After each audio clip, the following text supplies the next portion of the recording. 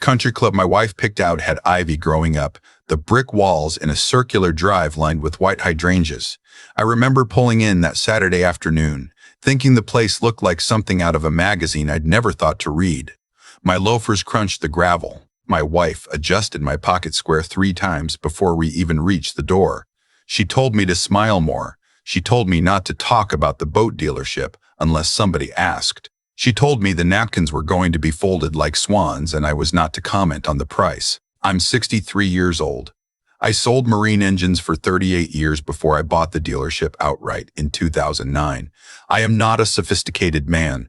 I know boats. I know diesel. I know how to look at a man's hands and tell whether he's lying about how often he uses his trailer. What I did not know, walking into that rehearsal dinner the night before my stepdaughter's wedding, was that I was about to be the punchline of a joke that had been written months before I ever arrived. My wife and I have been married 11 years. Her first husband, a dentist from outside Charlotte, ran off with his hygienist when their daughter was 16. By the time I came along, my stepdaughter was 24, finishing up some kind of marketing degree, and not particularly interested in another father figure. That was fine with me. I'd raised my own son from a previous marriage, and I knew well enough that a grown girl doesn't need a stepdad telling her what to do. What she needs is for him to be polite, pay attention when she speaks, and stay out of the way. I was good at all 3. What I wasn't good at, apparently, was saying no. The first ask came about a year into the marriage. My stepdaughter had a car payment she couldn't make. My wife came to me at the kitchen table with that worried look she gets, hands wringing, and said it would only be the once. I wrote a check for $1,100. Then it was a security deposit on an apartment in Raleigh. Then it was a vacation to the Outer Banks because she'd had a hard year. Then it was first-class airfare to a friend's wedding in Napa because she didn't want to be the only girl in the group flying coach. Each time my wife told me the same thing, it would only be the once. Each time I believed her, or I believed myself when I told myself I believed her. There's a difference between being lied to and lying to yourself. And I spent a lot of nights since trying to sort out which one I was guilty of. When the engagement was announced 2 summers ago, I knew what was coming. The fiancé was a polite young man who worked in commercial real estate, came from money out of Greenville, and had the kind of handshake that tells you he was raised right. I liked him from the first time I met him. He called me sir. He asked questions about the boat business and seemed to actually listen to the answers. His parents, I learned later, had offered to pay for the entire wedding. My stepdaughter declined. She said she wanted her own family to handle it. I should have understood right then what that meant. Her own family meant me. The budget started at $30,000. By the time we sat down with the wedding planner, a woman with a clipboard and a headset who used the word vision, the way preachers use salvation, it was 45, then 60. Then it crept past 70 when my wife decided the original venue wasn't going to do, and they needed the country club, the one with the ivy and the swan napkins, because her daughter only got married once. I'll never forget the way she said that. Her daughter only got married once. I'll never forget the way she said that. Her daughter only got married once. As if my wife herself hadn't been married twice. As if I hadn't paid for the second of those weddings, modest as it was 11 years back, with cash from my own pocket because her parents had refused to lift a finger after the divorce. By the night of the rehearsal dinner, the total was sitting at $92,000. Florists, string quartet for the ceremony, jazz trio for cocktails, full band for the reception, custom cocktail menu, dessert bar in addition to the cake, welcome bags for out-of-town guests with embossed leather luggage tags, a photo booth with a man in a tuxedo to operate it. $92,000. I'd written the checks one at a time, watching them clear, never saying a word. We arrived at the country club around 6. Cocktail hour was already underway on the back terrace. The fiancé's parents were there. The father, a tall man with white hair and a quiet way about him. The mother, small and warm, and one of those women who makes you feel like she's been waiting all day to talk to you specifically. I'd met them twice before. I liked them both. The fiancé came over and shook my hand and thanked me by name for everything. He looked me in the eye when he said it. I remember nodding and trying to find words and just managing to say it was my pleasure. The dinner was held in a long oak-paneled room with chandeliers that probably cost more than my first house. There were maybe 60 people seated.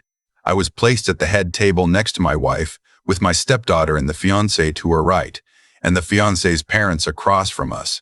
The toast started after the salad course. The maid of honor went first, then the fiancé's brother, then a college roommate at my stepdaughter's. They were the usual things. Funny stories, a few tears, a toast at the end. I was on my second glass of wine and starting to relax. The food was good. The fiancé's mother had complimented my wife's earrings, and I had felt for a brief moment that I belonged somewhere. Then my wife stood up. I should have known. Looking back now, I should have read it in the way she'd been talking to her mother all afternoon, leaning in close, the two of them whispering and laughing. My wife's mother had flown in from Phoenix the day before. She was a woman who had never liked me. I'd known that from the first Thanksgiving I spent in her presence when she looked at me across her dining room table and said it was nice that her daughter had finally found someone uncomplicated. She'd meant it as an insult. I'd taken it as one. We'd been polite to each other for a decade and never close. Now she was sitting 2 tables away with a glass of champagne and the same expression she'd worn that Thanksgiving. My wife took the microphone. She thanked everybody for coming. She talked about her daughter, about how proud she was, about what a beautiful couple they made. Then she paused. She looked over at me. She smiled in a way I didn't recognize. She said she wanted to take a moment to thank the man who had made all of this possible. She said his name, my name, slowly, like she was tasting it.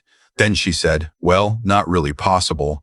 More like, she said, the man who had been roped into footing the bill. The room laughed. A few of them, the ones who knew her well, laughed loudly. My wife's mother laughed loudest of all. My wife went on. She said it was a running joke in the family. She said I was the family ATM.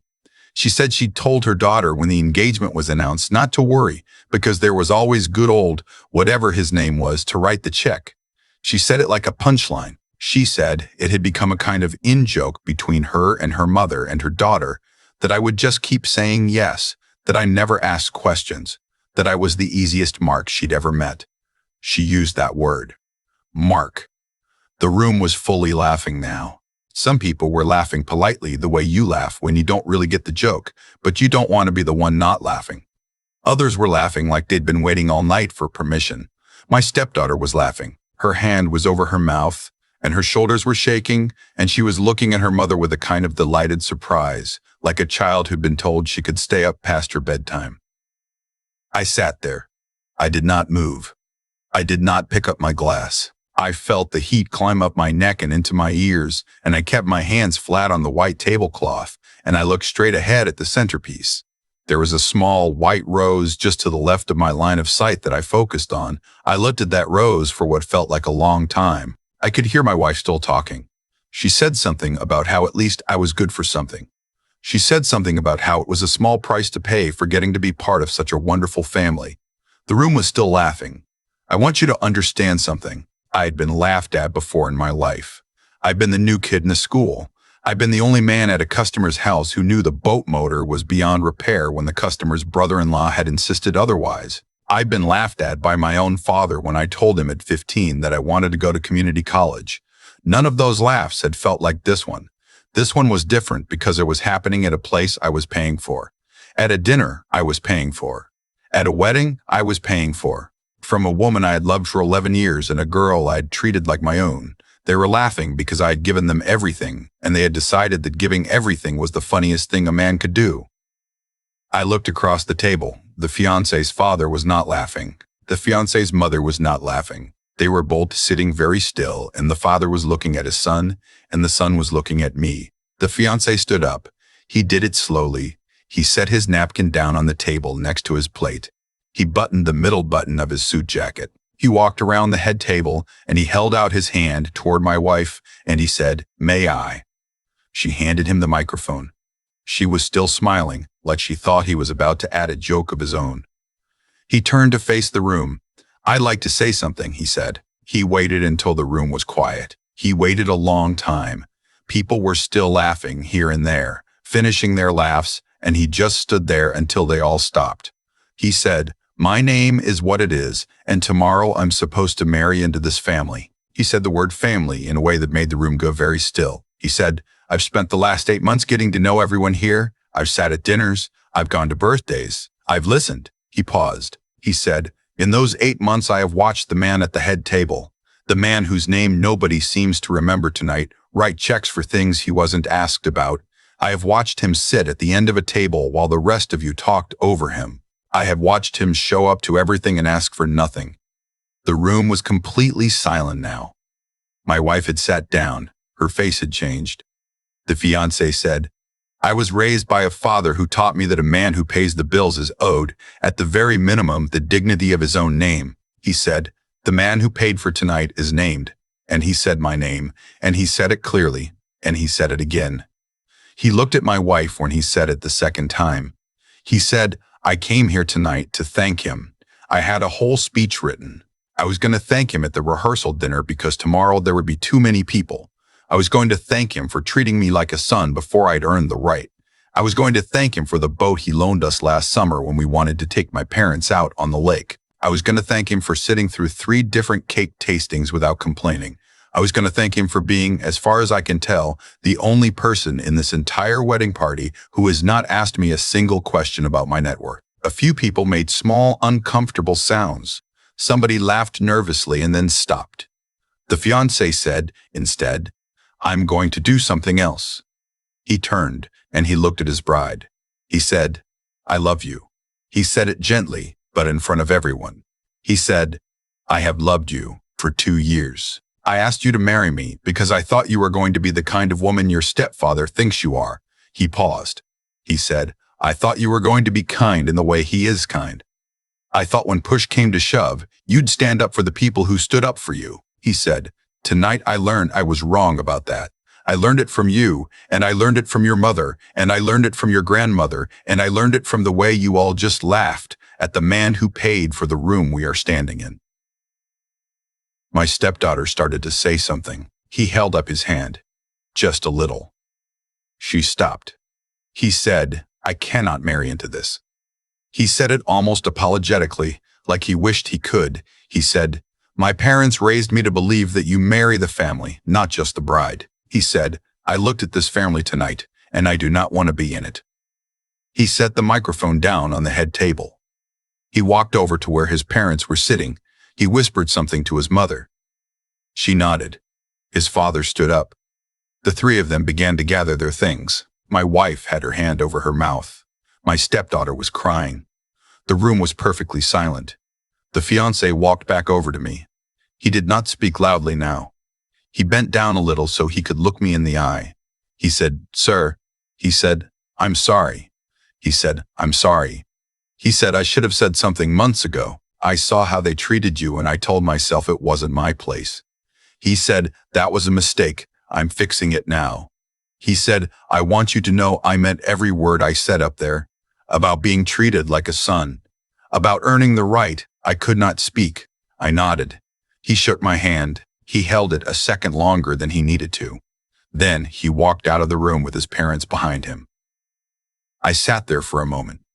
My wife was saying my name. She was saying it as a question, as if she'd suddenly remembered it, as if she needed me to confirm it was still mine. I stood up. I want you to know that until that moment, I had not made a decision. I had not planned anything.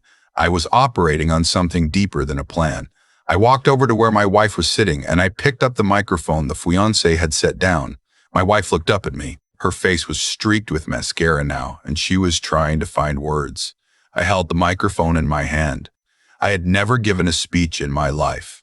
I had given training sessions on outboard motors, and I had spoken at my father's funeral, and that was the extent of it. But I was holding the microphone and the room was looking at me, and I knew, with a clarity I had not felt in 11 years, exactly what I was going to say. I said, good evening. I said my own name. I said it because I wanted everyone in the room to hear it from me. I said it slowly. I spelled it out. I said, since some of you seem to have forgotten, I said, I want to thank you all for coming. I said, I want to thank the staff at the country club for the beautiful setup. I said, I want to thank the chef. I said, I want to thank the florist and the planner and the band that's set to play tomorrow. I said, I want to thank them because I am about to call each of them tonight before I leave this property and tell them that the wedding scheduled for tomorrow is canceled and that I am the one who has been paying their invoices and that I will not be paying their remaining balance. The room went still in a way I have never seen a room go still. I said, the venue tomorrow is paid for. The ceremony arch is paid for. The first hour of the reception is paid for. Beyond that, I will be calling my bank tonight to stop payment on the remaining checks. Anything that has not yet cleared will not clear. Anything that requires a final payment tomorrow morning will not receive one. The vendors will be informed. They are, as far as I'm concerned, free to keep what's already been paid as a courtesy for the inconvenience. My wife's mother stood up. She started to say something. I looked at her. I did not raise my voice. I just looked at her. She sat back down. I said, I have been called a great many things tonight. I have been called the family ATM. I have been called the family ATM. I have been called a mark. I have been called by my own wife in front of 60 people a man who can be roped into footing a bill. I said, I have been called these things by women. I have given everything to. I said, I have given my house. I have given my paychecks. I have given 11 years. I said, I want to be very clear. I am not angry. I want you to look at my face and see that I am not angry. I am something else. I am finally awake. I turned to my stepdaughter. She was sobbing. I felt sorry for her in that moment. I will not lie about that. There was a part of me that wanted to put down the microphone and go hug her and tell her it would be all right. That part of me has been the part of me that wrote every check for 11 years. I did not listen to that part of me. Not this time. I said to her, I forgive you. I said it because it was true. I said, you are 25 years old. You learned how to treat me from your mother. You did not invent this. You inherited it. I turned to my wife. I said, I am leaving tonight. I said, I am leaving tonight. I said, I will be at the Marriott by the airport. I will return for my things on Tuesday. I will have a lawyer by Wednesday. I said, do not call me. Do not ask me to reconsider. Do not have your mother call me. I said the only person in this room I will speak to again is your daughter, and only if she calls me herself, in her own voice, without you in the room. I set the microphone down. I walked out of that dining room with my hands shaking. I have never shaken like that in my life. I got to the front circle drive, and the valet brought my car around. The young man asked me if everything was all right.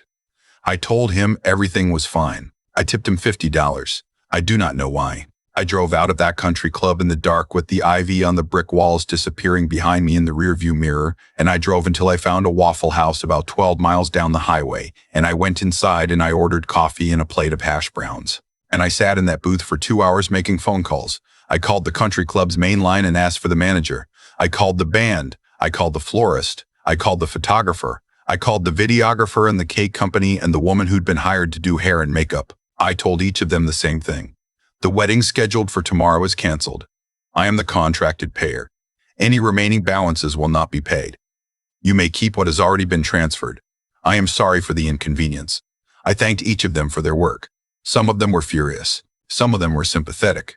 One woman, the florist, asked if I was all right.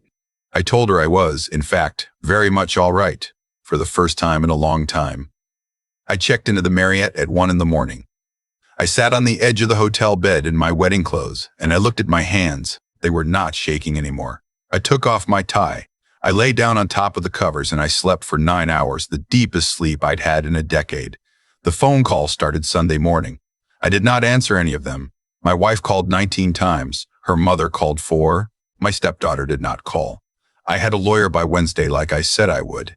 He was a friend of my old golfing partner, and he came highly recommended for situations involving second marriages with significant financial entanglement. He was a calm, dry man in his late 60s who had seen everything. When I told him the story, he did not react. He just took notes. At the end, he looked up and said, "You did the right thing." He said, "Most men in your position spend another 5 years writing checks before they figure it out." He said, "You are ahead of schedule." The divorce took 8 months. My wife fought hard at the start. She softened toward the middle. By the end, she had stopped trying. She knew, I think, that no judge in the state was going to be sympathetic to a woman who had publicly mocked her husband at a wedding he'd paid for, in front of 60 witnesses, 6 of whom had been deposed by my lawyer and confirmed every word of what I'd said. She walked away with what was hers and what we'd accumulated jointly. She did not get a dime more. The fiancé and my stepdaughter did not get back together. I learned about that through mutual acquaintances. He moved to Charleston. He took a job with a different real estate firm. About 4 months after the canceled wedding, he sent me a letter. a real one, on paper, which had been forwarded to me through my lawyer's office. He said he hoped I was well. He said he thought about me often. He said his father had told him after that night that he had never been prouder of him for anything in his life. He said his mother sent her regards. He said if I ever wanted to come down to Charleston and have lunch, he would consider it an honor. I wrote him back. I told him the honor would be mine. I told him I'd been on my way to Charleston twice that year for the boat show and had thought of him both times. We had lunch in October. We have had lunch every few months since. He is, in many ways, the son. My own son never quite got around to being. We don't talk about that night. We don't need to. My stepdaughter called me about a year after the divorce was finalized. She called from her own phone. Her voice was quiet. She said she'd been in therapy. She said her therapist had asked her to make a list of people she had hurt and that I was at the top of it. She did not ask for anything.